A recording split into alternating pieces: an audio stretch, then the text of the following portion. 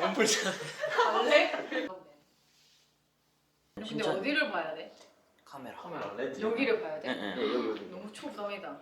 이거 통째로 가져가라고? 아, 우리 소리를 짧게. 자, 고장난 2달 월급이랍니다. 아이고.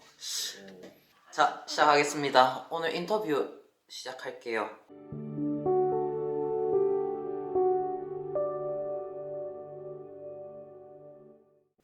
오늘은 이단 상담에 대한 이야기를 나눠보려고 하는데요.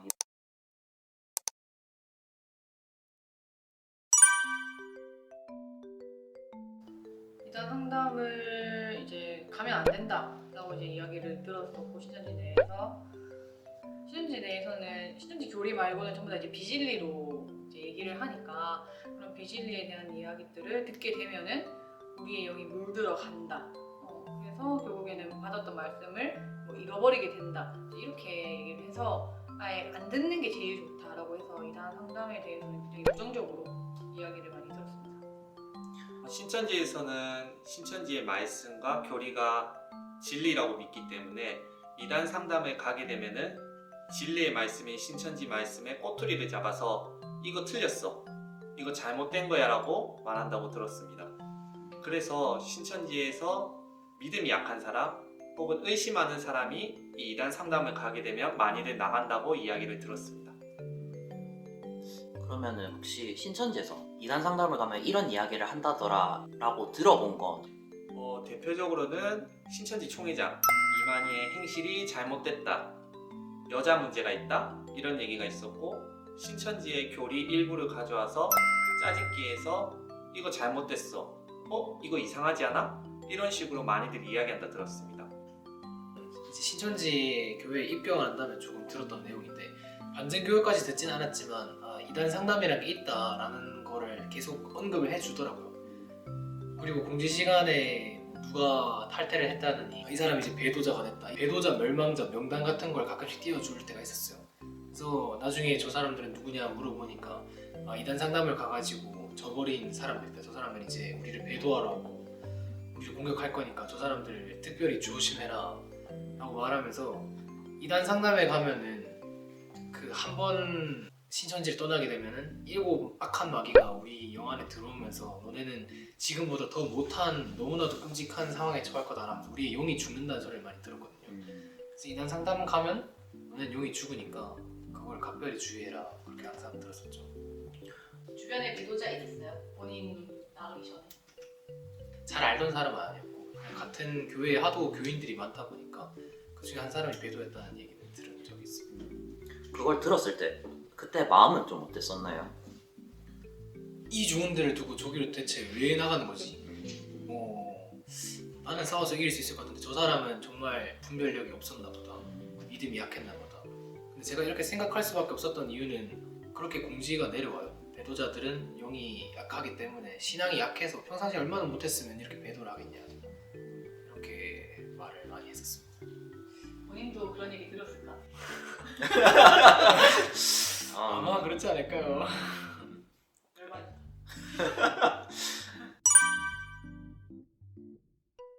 이제 저는 가족 상담을 같이 받았거든요. 이단 상담을 할 때 이제 제가 전도를 하는 과정에서 그 전도 대상자가 저희 가족들한테 이제 제가 신천지라는 거를 알리게 되면서 저희 가족들이 제가 신천지라는 걸 알게 되었고, 네, 그래서 이제 이단 상담을 가족들이 권유를 해서 이제 듣게 되었죠.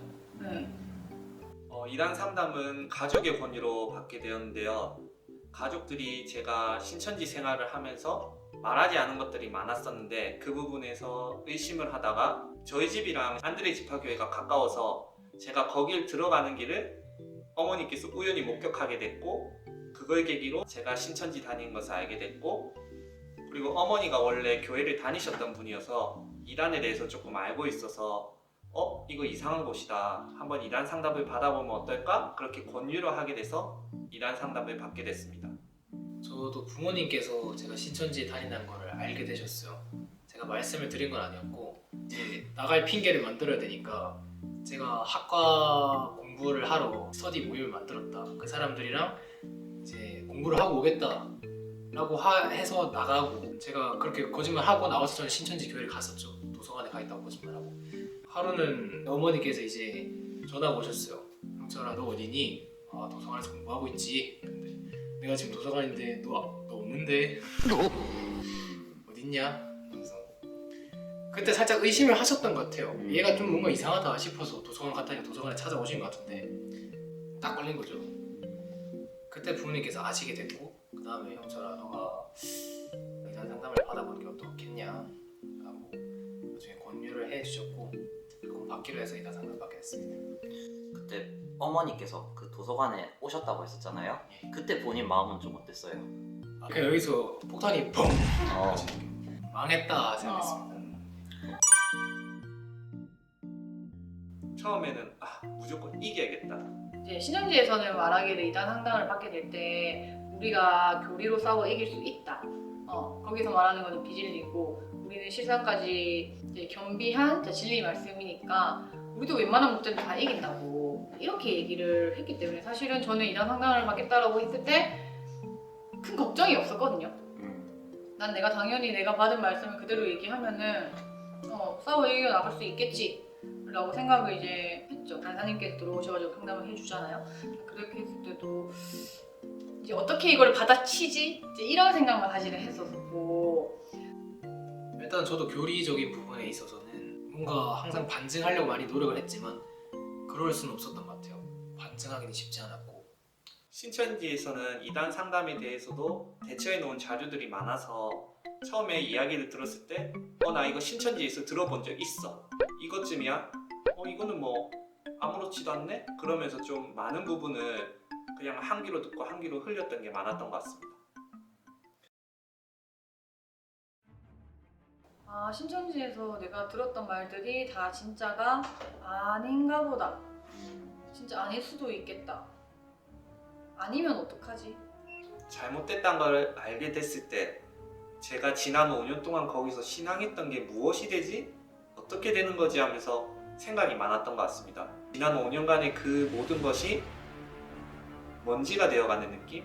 제 인생을 걸었는데 틀렸다는 걸 알게 되니까 텅 빈 느낌이었어요. 가장 굳게 믿었던 부분이 깨지면은 그게 배신 포인트가 되더라고. 그랬던 것